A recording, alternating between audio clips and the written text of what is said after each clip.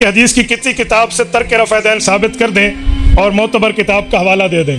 صحیح مسلم جلد نمبر 1 کتاب الصلاۃ صفحہ نمبر 181 ورقے کی بائیں سائڈ قدیمی کتب خانہ کراچی کی چھپی ہے۔ حضرت جابر ابن سمورہ فرماتے ہیں صلی رسول اللہ صلی اللہ علیہ وسلم خرج رسول اللہ وکننا صلینا، حضور پاک باہر تشریف لائے، ہم نماز پڑھ رہے تھے، اللہ کے رسول نے فرمایا مالی اراکم، مجھے کیا ہوا، رافعی ایدیکم، کہ تمہیں دیکھ رہا ہوں تم رفع یدین کر رہے ہو، کأنہا اذناب خیل شمس، یہ تو شریر گھوڑوں کے دم ہیں، اسکنوا فی الصلاۃ، نماز میں سکون اختیار کرو۔ Wake up to reality. مقدمہ رفع الیدین کا بخاری اور مسلم میں موجود ہے، اس کی تائید میں اگر ہم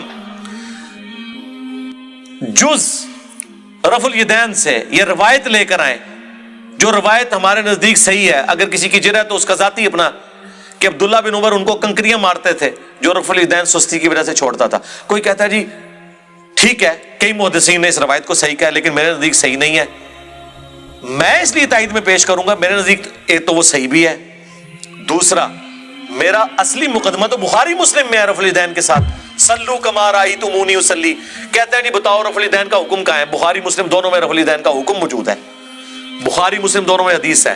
مالک بن حویرث کہتے ہیں ہم چند نوجوان تھے، تبوک کے موقع پر مسلمان ہوئے حضور کی وفات سے چند مہینے پہلے، اور ہم اپنے گاؤں ایریا سے آ کے مسجد نبوی میں رکے، آپ کی صحبت کی، 20 دن رہے حضور کے ساتھ دین سیکھنے کے لیے۔ کہتے ہیں پھر ہمیں گھر کی یاد ستانا شروع ہو گئی۔ ایک اچھا ٹیچر وہی ہوتا ہے جو فیس ریڈنگ کر لے۔ آپ تو کہتے ہیں نا حضور آپ کے زمانے میں ہوتا تو آپ کے ساتھ ہی رہتا، جو اس زمانے میں تھے انہوں نے اپنے کام بھی تو کرنے تھے نا، یہ دنیا میں نظام چل نہیں سکتا۔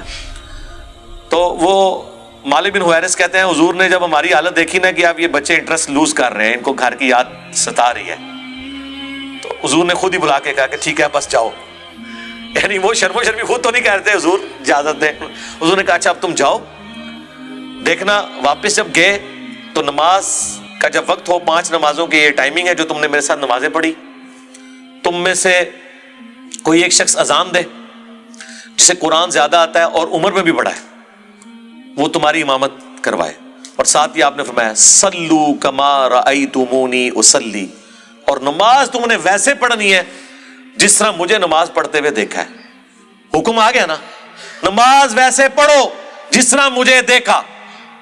اب اس کے بعد حضور کو کہنے کی ضرورت نہیں ہے کہ میں نماز جب شروع کرتا ہوں تو دیکھو میں اللہ اکبر کہتا ہوں تم بھی اللہ اکبر کہو، میں ثنا پڑھتا ہوں تم بھی ثنا پڑھو، یہ تو کہنے کی ضرورت نہیں ہے۔ بخاری مسلم دونوں میں حدیث ہے اللہ نے مجھے جوامع کلمات کے ساتھ مبعوث کیا کہ بات مختصر کرتا ہوں اور مفہوم گہرا۔ ایک جملے میں رفع الیدین کا حکم، تسبیحات کا حکم، ارکان کا حکم آ گیا نا۔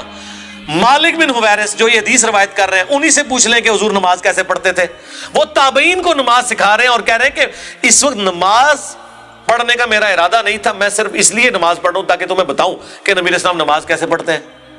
بخاری مسلم دونوں میں موجود ہے، انہوں نے نماز شروع کی تو دونوں ہاتھ کانوں تک اٹھائے، مسلم میں کانوں تک ہے اور بخاری میں صرف الفاظ ہے کہ ہاتھ اٹھائے۔ جب رکوع میں جانے لگے تو دونوں ہاتھوں کو بلند کیا کانوں تک، یعنی انگلیوں کے پورے کانوں کی سیدھ میں اور ہتھیلیاں کندھے کی سیدھ میں، اور رکوع سے سر اٹھایا تو ایسا کیا۔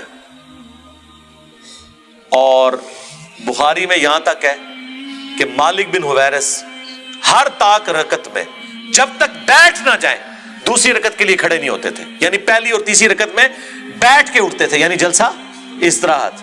نبی اسلام سے انہوں نے دیکھا، جو لوگ کہتے ہیں حضور بوڑھے ہو گئے تھے اس لیے جلسہ استراحت کرتے تھے، احناف یہ مانتے ہیں کہ رسول اللہ صلی اللہ علیہ وسلم نے جلسہ استراحت کیا ہے، لیکن یہ جلسہ استراحت نام بتا رہا ہے کہ یہ راحت کے لیے ہے، راحت کی ضرورت وہاں ہوتی ہے جہاں تھکاوٹ ہوتی ہے۔ احناف کہتے ہیں کہ رسول اللہ صلی اللہ علیہ وسلم کی عمر جب زیادہ ہوئی اور آپ کی رکعتیں بہت لمبی لمبی ہوتی تھی تو تھکاوٹ کی وجہ سے آپ دوسرا سجدہ کرنے کے بعد ڈائریکٹ قیام نہیں کرتے تھے بلکہ تھوڑی دیر بیٹھتے تھے۔ نبی صلی اللہ علیہ وسلم کا صحیح حدیث سے ثابت ہے آخر عمر میں وزن پہلے کی نسبت زیادہ ہو گیا تھا، جو سب کا ہوتا ہے عمر کے ساتھ وزن بڑھتا ہے۔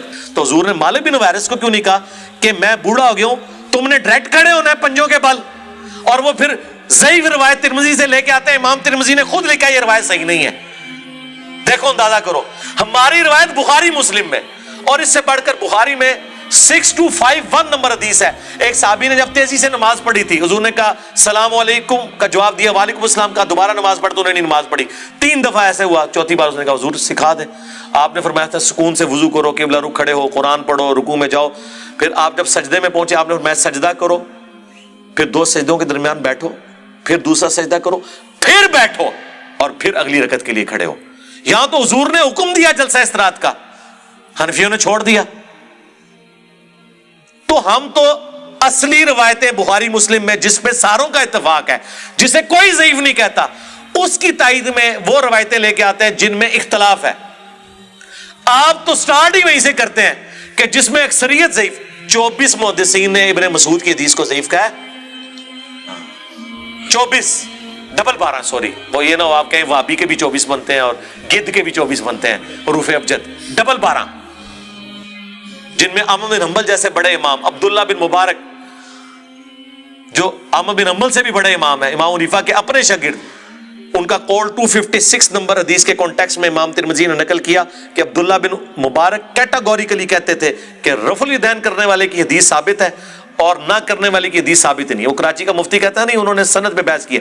سرکار سند پہ نہیں، انہوں نے آپ کے پورے رفع الیدین کو فارغ کیا ہے. وہ کہتے ہیں ابن مسعود کی حدیث ثابت ہی نہیں ہے. اور امام ابو داؤد نے بھی کمنٹس نقل کیے وَلَيْسَ بِصَحِيحٍ عَلَى هَذَا الْمَعْنَى کہ یہ ابن مسعود کی حدیث ان معنوں میں درست نہیں ہے. اور یہی روایت مشکات والوں نے جب نقل کی، انہوں نے بھی ابو داؤد کے کمنٹس نقل کیے ساتھ. یہ لوگ اپنے جعلی مسئلوں کے ثبوت میں وہ روایتیں لے کے آتے ہیں جنہیں اکا دکا محدثین نے صحیح کہا ہوتا ہے، باقی سب نے ضعیف.